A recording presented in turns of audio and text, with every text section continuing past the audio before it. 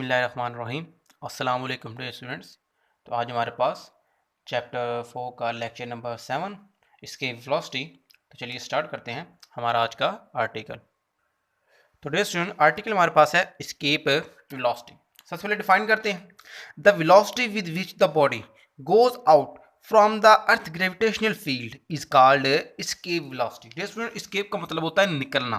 तो हमने डिफाइन किया कि वो वेलोसिटी जो किसी भी ऑब्जेक्ट को रिक्वायर्ड होती है किसके लिए कि वो अर्थ के ग्रेविटेशनल फील्ड से बाहर जा सके, उससे हम किसका नाम देंगे? एस्केप वेलोसिटी का नाम देंगे। तो चलिए स्टार्ट करते हैं इसका मैथमेटिकल रिलेशन। अब डियर स्टूडेंट जब भी हमने किसी ऑब्जेक्ट को लिफ्ट अप करना है यहां से नीचे से ऊपर की तरफ, तो जाहिर सी बात है हम क्या करेंगे, उससे कुछ ना कुछ एनर्जी प्रोवाइड करेंगे। मतलब उसने चूंकि मूव करना है ना अपवर्ड डायरेक्शन में, और हमें पता है किसी भी ऑब्जेक्ट के पास उसकी मूवमेंट की वजह से जो एनर्जी होती है वो कौन सी होती है? हमारे पास है काइनेटिक एनर्जी होती है। तो हमने जो उसे इनिशियल काइनेटिक एनर्जी प्रोवाइड की वो कितनी थी हमारे पास? Half M V square. इसे मैंने एस्केप का नाम दिया हुआ है। अब जाहिर सी बात है जब आप नीचे से ऊपर की तरफ मूव करोगे तो जाहिर सी बात है उसके डिस्टेंस में क्या आएगा? चेंज आएगा। जब डिस्टेंस में मतलब हाइट में चेंज आएगा किसी स्पेसिफिक पॉइंट के रिस्पेक्ट में।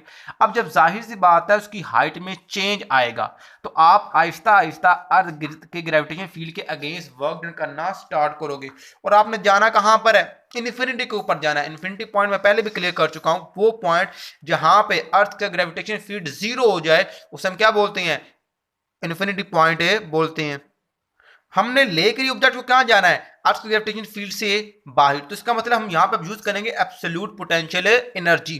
तो हमारे पास होगा क्या? इंक्रीज इन पोटेंशियल एनर्जी, मतलब increase in absolute potential energy. जाहिर से बात है जैसे जैसे डिस्टेंस बढ़ेगा एब्सोल्यूट पोटेंशियल एनर्जी में भी क्या आएगा? चेंज आएगा। यहां पे आप लिख सकते हो चेंज इन पोटेंशियल एनर्जी भी लिख सकते हो।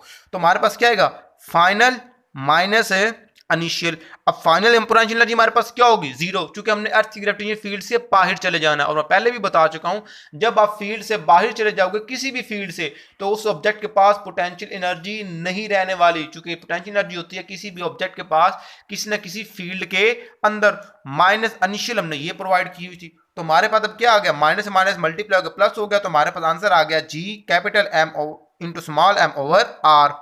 अब यहां पे हमारे पास क्या है? कैपिटल एम रिप्रेजेंट कर रहा है मास ऑफ द अर्थ को, स्मॉल एम रिप्रेजेंट करता है मास ऑफ द ऑब्जेक्ट, और आर हमारे पास डेस रिप्रेजेंट कर रहा है रेडियस ऑफ अर्थ को। अब देखिए जितनी हम इसे काइनेटिक एनर्जी प्रोवाइड करेंगे वो सारी की सारी किसमें कन्वर्ट होगी? हमारे पास पोटेंशियल एनर्जी के अंदर। मतलब जितनी हमने उसे काइनेटिक एनर्जी दी उतनी उस ऑब्जेक्ट के पास क्या आएगी? Potential energy. तो दोनों को मैंने क्या कर दिया? मैंने इक्वेट कर दिया। इसे क्वेश्चन 1 का नाम दे दीजिए बेशक, और इसे क्वेश्चन 2 का। और यहां पे आप लिख सकते हैं कंपेयर क्वेश्चन 1 एंड 2।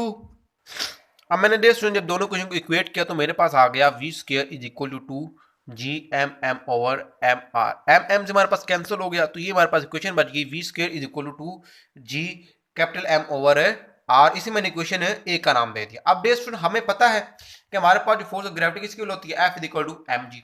और साथ में न्यूटन ने हमें लॉ ऑफ ग्रेविटेशन भी दिया था, F is equal to capital G capital M small M over R का स्क्वायर। इन दोनों क्वेश्चन को कंपेयर करूं तो मेरे पास आ जाएगा ये एम से एम कैंसिल, मेरे पास आ गया जी आर इधर डिवाइड और था, इधर आकर क्या हो जाएगा? Multiply. G R square is equal to G M. तो जरा गौर कीजिए इस इक्वेशन ए के अंदर जीएम हमारे पास मौजूद है। यहां से हमारे पास जीएम की वैल्यू भी आ चुकी है। तो पुट इन इक्वेशन है ए।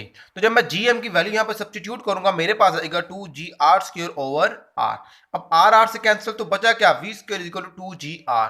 दोनों तरफ मैंने स्क्वायर रूट लिया तो डेस मेरे पास स्केप वेलोसिटी का फार्मूला आ गया V escape is equal to 2 G R. अब डेस हमारे पास स्केप वेलोसिटी के दो फार्मूले, एक आप यहां से भी निकाल सकते हो। कैसे?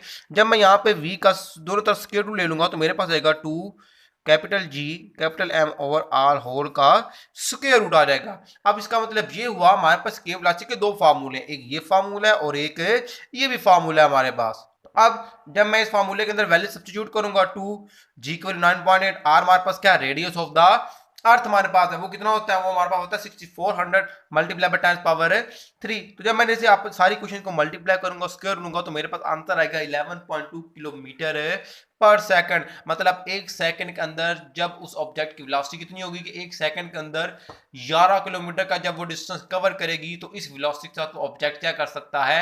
अर्थ के ग्रेविटेशन फील्ड से बाहर जा सकता है। तो ये था हमारा आज का आर्टिकल एस्केप वेलोसिटी।